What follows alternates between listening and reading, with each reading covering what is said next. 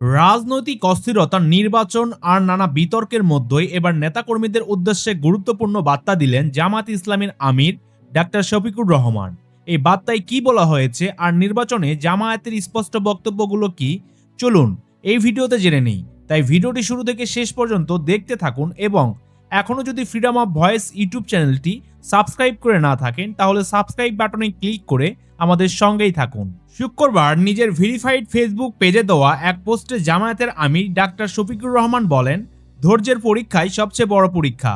তিনি বলেন, আল্লাহ রাব্বুল আলামিন যেন সবাইকে সর্বোচ্চ ধৈর্য ধারণের তৌফিক দান করেন, আমিন। এছাড়াও তিনি নেতাকর্মীদের উদ্দেশ্যে আরও একটি গুরুত্বপূর্ণ বার্তা দেন। তিনি লেখেন, অন্যের প্রতি সম্মান প্রদর্শন করুন, তাহলে আল্লাহ তাআলা আপনার সম্মান বাড়িয়ে দেবেন ইনশাআল্লাহ। এই বার্তার মাধ্যমে জামায়াত আমির স্পষ্টভাবে বুঝিয়ে দিয়েছেন, রাজনৈতিক লড়াইয়ে সহিংসতা নয়, ধৈর্য, শালীনতা ও নৈতিকতাই জামাত ইসলামের মূল শক্তি। আসন্ন নির্বাচন ঘিরে জামাত ইসলামী বারবার বলছে তারা একটি সুষ্ঠু, নিরপেক্ষ ও অংশগ্রহণমূলক নির্বাচন চায়। জামায়াতের দাবি, জনগণের ভোটাধিকার নিশ্চিত না হলে গণতন্ত্র অর্থহীন হয়ে পড়ে।